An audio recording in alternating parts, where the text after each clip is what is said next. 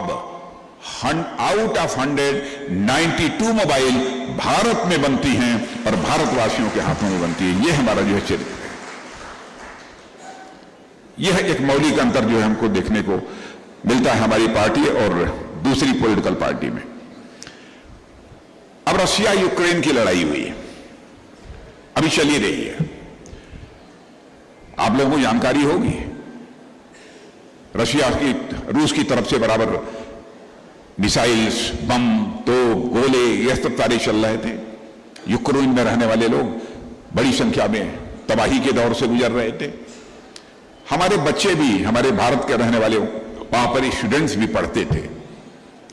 तो जो उनके गार्जियन भारत में रहते थे उन लोगों ने कहा कि भाई प्रधानमंत्री जी, चाहे जैसे भी हो, हमारे बच्चों को यूक्रेन से आप बाहर निकालिए। अब ऐसी संकट की स्थिति आप कल्पना करिए, लगातार गोले चल रहे हैं, तोप चल रही है, मिसाइल चल रही है, कैसे बच्चों को कोई बाहर निकाल लेगा?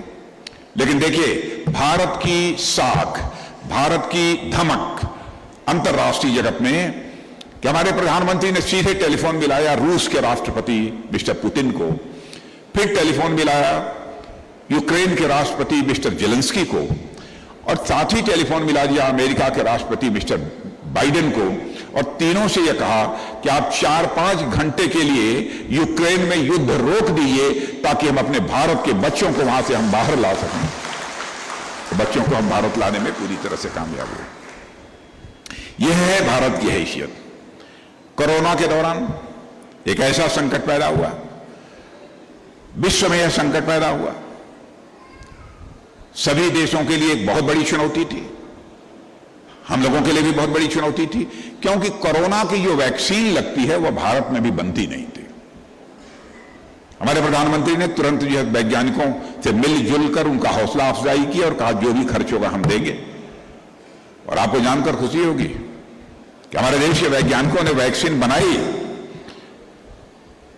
और वैक्सीन बनाकर हमने केवल भारतवासियों को ही वैक्सीन नहीं लगाया, बल्कि दुनिया के 100 कंट्रीज को हम लोगों ने सप्लाई किया है। 100 कंट्रीज को हम लोगों ने सप्लाई किया। यह हमारा चरित्र है। आतंकवाद के खिलाफ तो हम तो डिसाइसिव एक्शन लेने वाले लोग हैं। और भारत मित्रों, अब कमजोर भारत नहीं रहा है, भारत दुनिया का ताकतवर देश बन गया है। ऐसा नहीं है कि जो हो आंख दिखाकर निकल जाए। वैसे आज तक का भारत का चरित्र यह रहा है कि भारत ने आज तक दुनिया के किसी देश पर न तो कभी आक्रमण किया है, न दुनिया के किसी देश की 1 इंच जमीन पर भारत ने कभी कब्जा किया है आज तक। इसलिए भारत को कोई यदि छेड़ेगा तो हम उसे छोड़ेंगे नहीं। और आपने देखा कि एक दौर वह भी था, उरी पुलवामा की घटना हुई थी, हमारे प्रधानमंत्री ने फैसला कर लिया और हमारे सेना के जवान सीमा के इस पार ही नहीं, जरूरत पड़ी तो सीमा के उस पार जाकर आतंकवादियों का सफाया करने में पूरी तरह से कामयाब रहे। कई ऐसे महत्वपूर्ण बातें हैं। आर्थिक मोर्चे पर भी अब देखिए, सड़कों का निर्माण हो रहा है, इंफ्रास्ट्रक्चर कितनी तेजी के साथ बदल रहा है। कांग्रेस के हुकूमत में सड़कें जो हाईवेज बनती थी 8-9 किलोमीटर बनती थी, हम लोगों के शासनकाल में 38 to 40 किलोमीटर सड़कें प्रतिदिन बनती है। काम करने का तौर तरीका, यह सब सारी बातें मैं आपके सामने इसीलिए रख रहा हूं। अब रक्षा मंत्रालय है, पहले तो गोले, मिसाइल, फाइटर प्लेन सब हम दुनिया के दूसरे देशों से इंपोर्ट कर रहे थे। आपको जानकर खुशी होगी, इस समय हमारे डिफेंस का यानी रक्षा का उत्पादन 1 लाख करोड़ रुपए से अधिक हो गया है, जो भारत में बनता है, भारत की धरती पर बनता है और भारतवासियों के हाथों से बनता है।